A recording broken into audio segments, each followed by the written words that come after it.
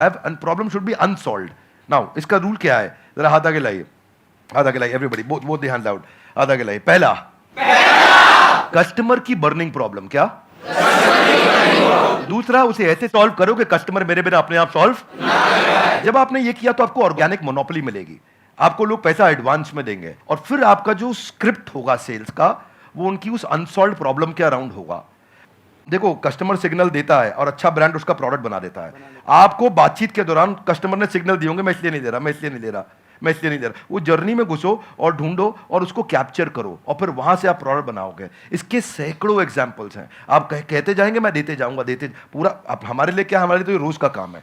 रोज अब तक मैं सैकड़ों हजारों बिजनेस देख चुका हूं जिनको मैं लॉस मेकिंग से प्रॉफिट मेकिंग बनाया। पर हम फंडामेंटल पहली चीज यही है कि आप ये देखो कि अनसॉल्व प्रॉब्लम, जो कि प्रॉब्लम नहीं होनी चाहिए, बर्निंग प्रॉब्लम होनी चाहिए, समस्या नहीं होनी चाहिए, ज्वलंत समस्या होनी चाहिए, और वहां से आप इंपैक्ट क्रिएट कर सकते हो। तो आपने जो प्रोडक्ट तैयार किया है उसमें ये ढूंढिए, और सारी पोजीशनिंग वहीं से होगी आपकी। इसको बोलते हैं reason for customer to switch. क्या बोलते हैं? Reason to customer. कस्टमर क्यों स्विच करके आएगा आपके पास में, उसके पास 5 रीजन क्या है, क्या वो 5 कारण है आपके पास आएगा, उनको आइडेंटिफाई करो, तो आपका प्रोडक्ट भी वहीं फोकस्ड होगा और आपकी स्टोरी भी वहीं फोकस्ड होगी। धन्यवाद। अभी आपकी प्रॉब्लम क्या है कि आपने एक प्रोडक्ट बना दिया है, जो प्रोडक्ट आपको सही लगा उसके हिसाब से आपने एक प्रोडक्ट बना दिया है। ऐसा नहीं है आपने लाखों लोगों से जाकर के डिस्कस किया है या फिर बहुत ज्यादा रिसर्च करी है फिर एक प्रोडक्ट बनाया, नहीं। आपको लगा कि इसकी नीड है, लगा। ध्यान से समझना, लगने में और होने में जमीन आसमान का फर्क होता है। मुझे भी लग सकता है कि मेरे इस प्रोडक्ट की नीड है, सभी को लगता है। इसको बोलते हैं प्रोडक्ट मार्केट फिट। यानी कि जो 60% से ज्यादा बिजनेसेस फेल हो जाते हैं, statistically it is proven across the globe, उसके पीछे सबसे बड़ा रीजन होता है प्रोडक्ट मार्केट फिट नहीं मिल पाता है उनको। कि मतलब मार्केट को कुछ और चाहिए, प्रोडक्ट आपका कुछ और है, और यही आपकी प्रॉब्लम है। आप कह रहे हो मैंने प्रोडक्ट तो बना लिया लेकिन वो बिक नहीं रहा है। तो हो क्या रहा है, ध्यान से आप समझने की कोशिश करना। एक होता है पुश, एक होता है पुल। कि आपको पुश करना पड़ रहा है अपने प्रोडक्ट को, लेकिन फिर भी सामने वाला रेजिस्टेंट है, वो कह रहा है हाँ ठीक है सोच के बताऊंगा। तो अभी वो बर्निंग नीड नहीं है, जो भी सर ने वर्ड यूज किया। तो वो जो बर्निंग नीड होती है ना, तो आपको पुश नहीं करना पड़ता है, वहां पे पुल अप्रोच काम आती है। मतलब कस्टमर खुद आपके पास में आता है, जैसे ही उसके पास में इंफॉर्मेशन पहुंचती है, तो वहां पे सिर्फ एक काम रह जाता है, किसी तरीके से उस इंफॉर्मेशन को पहुंचाना। तो वो इंफॉर्मेशन भी जब आप उस तक पहुंचा रहे हो, तो वो भी एक तरह से हेल्प हो गई उस कस्टमर की। फॉर एग्जाम्पल, आपके पीठ में दर्द है, आपके गर्दन में दर्द है, उसका आपने बहुत कोशिश कर लिया सोल्यूशन निकालने का, 2 साल हो गए, 4 साल हो गए, कोई सोल्यूशन नहीं निकला। मेरे पास में उसका सोल्यूशन है कि 4 दिन में वो प्रॉब्लम सॉल्व हो सकती है, और एक्चुअल में हो सकती है।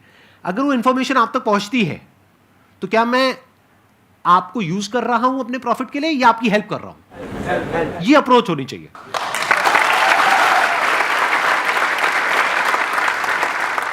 सर, मेरा एक छोटा सा क्वेश्चन है आपसे कि जैसे बिज़नेस में मुझे बहुत इंटरेस्ट है, एंटरप्रेन्योर में बनना चाहती हूँ, लेकिन मेरी लाइफ में एक छोटा सा ट्विस्ट ये है कि अभी जस्ट लास्ट ईयर मेरी मैरिज हुई, अभी बेबी भी है 7 मंथ्स का। बट मेरा जो इंटरेस्ट है उसकी वजह से, और मैं मतलब अपना बेबी और मैरिज समथिंग, मैं उसको मैनेज नहीं कर पा रही हूँ। तो मैं पूछना चाहती हूँ कि एक वुमेन एंटरप्रेन्योर का क्या माइंडसेट होना चाहिए? ये बड़ा इंपॉर्टेंट चीज है कि आप डिसीजन लीजिए और उसमें देखिए कि जो आपको आता है, जो आपको भाता है, जो बाजार चाहता है, जब इनका कॉम्बिनेशन बन जाता है तो इतना पैसा आता है कि संभाला नहीं जाता है। क्या बात है।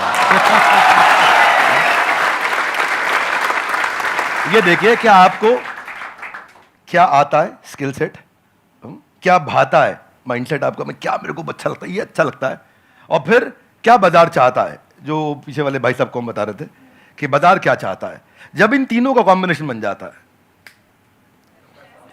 तो पैसा आता है।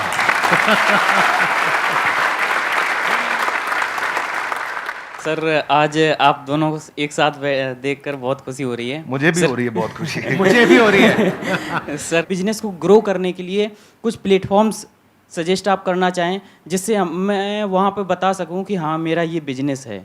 आप बात कर रहे हैं कि मैं माल को बेचूं कैसे? जी जी। तो देखिए, उसका आंसर संदीप सर ने थोड़ी देर पहले समझा दिया है। पहले आपको ये सोचना है कि मैं माल को बनाऊं कैसे। सर के आंसर को मैं एक्सटेंड कर रहा हूं, प्रोडक्ट मार्केट फिट ठीक करो। बेचने के लिए फेसबुक भी है, यूट्यूब भी है, कंटेंट मार्केटिंग करो, बढ़िया कंटेंट बनाना सीखो, कंटेंट की बातचीत करो। अभी सर के प्लेटफॉर्म पे जेंटलमैन आए थे, एमबीए चाय वाला, वो क्या बढ़िया कंटेंट प्रेन्योर है, ऐसा बोलते हैं, फट फट फट फट फट फट इतना स्पीड से बोलते हैं, आकर के उनकी कंटेंट को लोग सुनते हैं। अब प्रश्न आपका ये था कि मैं कहाँ पे जाके प्रमोट करूँ। आप सब प्रमोट करने के लिए जहाँ पे जनता है वहाँ पहुँच जाइए। सोशल मीडिया के जिस चैनल पे आपकी ऑडियंस है वहां चले जाइए, सब जगह पे नहीं जाते हैं। किसी को ट्विटर पे काम आएगा, किसी को फेसबुक पे और किसी को यूट्यूब पे। आप ढूंढ लीजिए कहाँ है, और फिर वहां जाकर के 5 चीजों का ध्यान दीजिए। जो कंटेंट डालेंगे वो अनयूजुअल यूजफुल इंफॉर्मेशन होगी तो लोग शेयर करेंगे, आपको वायरलिटी मिलेगी। दूसरा चीज, क्या आप उसमें अनएक्सपेक्टेड डिलाइटफुल सरप्राइज दे सकते हो कि सामने वाला देखे और बोले अरे वाह, जरा जोर से बोलिए ऐसे नहीं, थोड़ी आंखें बड़ी करो, मुंह खोलो, हैरान हो जाओ। अगर कस्टमर ने बोला अरे वाह तो आपका कंटेंट शेयर होएगा। क्या होएगा? अगर आपका कंटेंट शेयर हुआ तो लोग आपके प्रोडक्ट के बारे में पता चलेगा, आपके पास आएंगे। तीसरी चीज, ऐसा जरूर ध्यान रखना कि शेयर करने में उसकी इज्जत बढ़ती हो।